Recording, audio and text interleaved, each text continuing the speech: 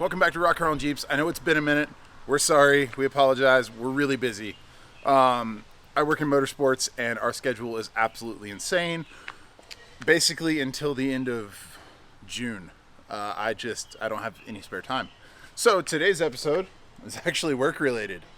I bought this trailer yesterday for work, and it leaves Tuesday morning for an ARX race in Mid-Ohio. It has no tie-down points on the floor. So we're going to be putting a bunch of tie-down points in it. I've got about 60 feet of E-track rails that we're going to cut and make fit. And then I've got a couple other like 2-foot sections of E-track that we'll be putting in the center. So let's take a look.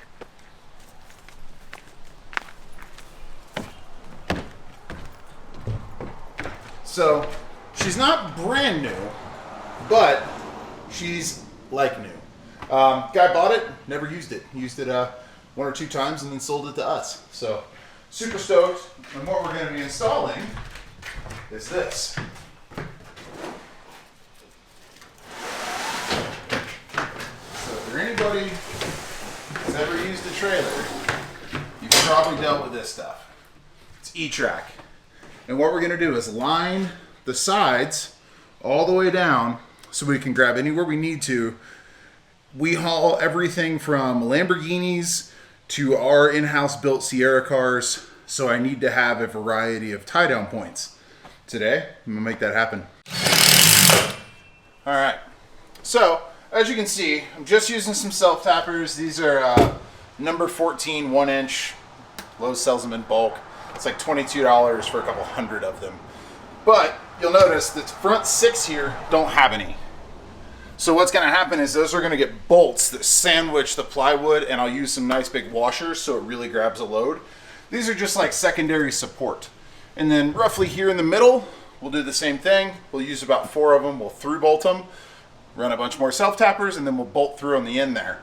And then we've also got it on the walls here. So this thing's going to be great for tying stuff down. I got this first bit all done. I'm saving the drilling the holes and going to the bottom for the very end. That way we can just drill all the holes, drop some hardware in, go underneath and up top, just take care of it. But I gotta cut this to fit this section here. So we're gonna do that.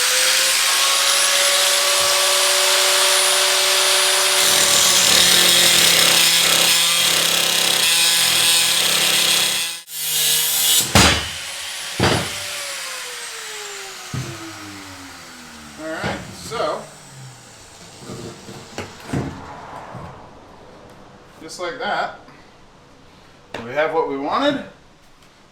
Be right back to putting it in.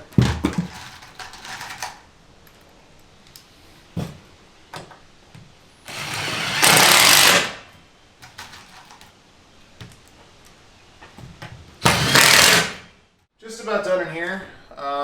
Somewhere around 650 self-tapping screws later. Not really a huge undertaking, just a lot of screwing things in. It's tedious. Yeah, it's just time consuming. So if you own an enclosed trailer, or even, I think you could probably do this on an open deck as well. Attachment might be a little different on that, but I love this stuff.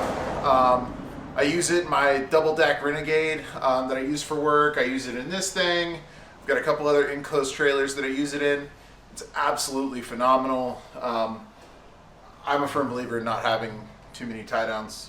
You never know what all you're going to need. So I now have it up and down both sides, everywhere you can need it. I still have a few more to do here in the middle, so we'll get to that here in a minute. But it's really easy to cut, and once you've cut it, you just set it in place. I mean, that's all there is to it. You set it in place, you put a couple hundred self-tappers in, and you got some tie downs. What is it exactly? What's it called? E-track. This is made by Kendine. If you're in the professional transport industry, you've used them. They make a bunch of large straps and securement equipment and all kinds of things like that. We order this off of McMaster. So if you have commercial accounts and things like that, it's really easy to order from them. Other than that, I think like e-trailer for like personal use and stuff like that, you can order it from them. It's fantastic, and you can get all sorts of different loops and attachments and things like that to go into these. And then US Cargo Control has the budget-friendly straps. My personal favorite stuff is Max tie downs, but they're not cheap. kind of a weird, kind of balance act to play. When you transport six-figure cars, you want to use the best. However, the ratings on all the U.S. cargo control are just fine. They work great. And we just keep a good eye on them and cycle them out when needed. If I see one starting to get some wear on it, toss it in the trash, get another one. So it's I think those things are only like $16 a strap or something like that. They're really affordable. I'm actually going to order up a bunch for my personal trailer because we'll save that story for another day. But we had an interesting trip back from Moab after EJS regarding some cargo securement. But I'm going to get to screwing this stuff back in, and then we're going to go in and measure the middle of the trailer, and I've got 4 more bits of E-track for the center, so we'll never not be able to secure something the way we want to. As you can see, we're all done. Everything is drilled and secured, and I don't think we're going to have any problems with tie downs. So we'll let Dylan show you exactly what we're doing here on the floor, but we went up and down both sides and then strategically placed right down the middle. So I don't think we're going to put anything in here that we cannot adequately secure. So up next, I don't know if we'll be able to film this or not because I'll be doing it at work and things like that, but I'll try and give you guys an update as to what we do. I use these plastic bins that are able to kind of lock into some steel structure, and we're going to build a workbench that goes right here. They can have, like a bench grinder and a vise and things like that, but also have bins that are removable. So when we run different race cars, you just grab that bin, take it out, put the bin for the race car you're running in.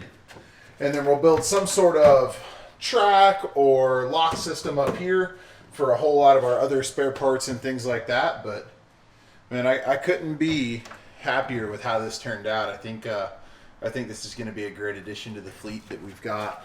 And then we'll show you. I think we'll have to change the frames and stuff because of the light. But this is a 37-foot gooseneck.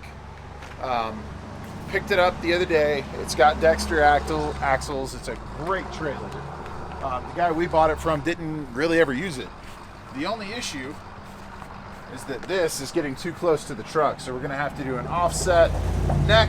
Hopefully I'll find one of those tomorrow. We are getting a new truck, and it's going to have an 8-foot bed, and then it won't be an issue at all. So it's just one thing to be careful of when you are pulling goosenecks like this. Don't smack the side of your truck with it. It gets expensive. So, but yeah, I'm thrilled to have this thing. It's going to be so handy. Fit 3 of our Sierra cars or 2 of our regular race cars, and it's a good color. Every other trailer out there is like white, generic and boring. It's a good silver. It doesn't even really show dirt. So we'll catch you guys next time. Don't forget to like, comment, subscribe. Let us know what you want to see. I know that this is a bit outside of what we're normally doing, but doesn't mean that you guys don't want to see it or might see something that you haven't thought of or used before. So let us know what you want to see. Who knows? Maybe I'll get to work on that thing someday. It quit running. So, well, it didn't quit running. The throttle pedal just quit working. Dodge problems. Oh, he beat me to it. Yeah, it is what it is, but I'm not particular. I got a Chevy, I got a Dodge, I got a Ford, I got a Jeep, I got a BMW. I'm all over the place. So, but thanks for watching, guys. We'll see you next time.